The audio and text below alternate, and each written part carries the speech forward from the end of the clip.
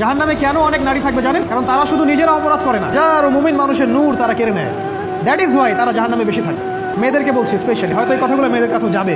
তাদের এই উদ্ধত মাথাটা আল্লাহর বিধানের সামনে আত্মসমর্পণ করতে চায় না, এই কারণে তারা জাহান্নামে বেশি থাকবে।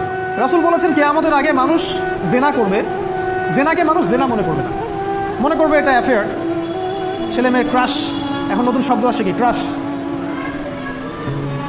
চোখে চোখে কন্ট্যাক্ট হবে, কো এডুকেশনের মাধ্যমে মোবাইল নাম্বার এক্সচেঞ্জ হবে, রাতের বেলা কথা হবে, ফোন হবে, তারপর চা খাবে, কফি খাবে, ঘুরবে, আস্তে আস্তে বেড়ে যাবে, তারপরে ব্রেকআপ হয়ে যাবে। তাদের কাছে সিম্পল, এটা খুব সিম্পল, সিলি ব্যাপার। আর কোরআনের কাছে এটা কি? জিনা। এক কথায় কি? জিনা।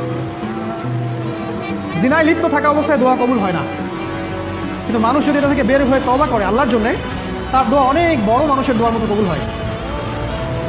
ওই তিন বন্ধুর একটা হাদিস আছে না, গুহার মধ্যে চাচাতো বোনকে একা পেয়েও সে ফিরে আসছিল আল্লাহর ভয়ে, আল্লাহ পাক তাকে গুহা থেকে বাঁচায় দিয়েছেন।